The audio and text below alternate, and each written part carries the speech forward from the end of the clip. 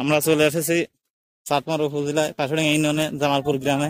এখানে একটি লোক সতেজ চাষ করেছে। সতেজ কি ভাই? ভেন্ডি। ভেন্ডি, কিন্তু উনি বলেছে যে বীজ অনকোনোদম হয় নাই।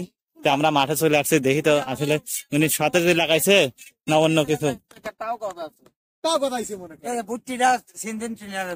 হ্যাঁ, কি আছে কোন? আমি তো গেলাম আপনি ভেন্ডি লাগাইছি, ভেন্ডির একটা গাছ বাড়াইলো না তো।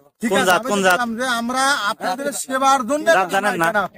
জাত জানেন? জাত প্যাকেট লাইছেন? প্যাকেট প্যাকেট আমার একটা জিনিসও মনে করেন আপনি প্যাকেট থাকলে বোঝা যায় তো।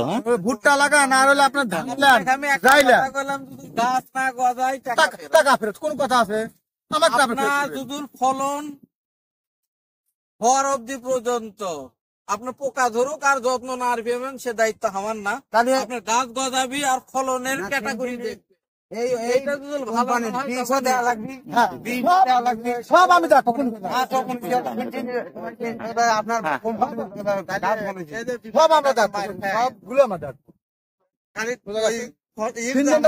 সিনজেনটা খালি আপনি সিনজেনটা সেবা দেওয়ার জন্য আমরা আসি। কিন্তু আমরা কিন্তু কোন প্রোডাক্ট এতদিন দেখাইছি, আপনি মনে হন যে কথা এই দুটি জমি আমার গাছ বোনাচ্ছি।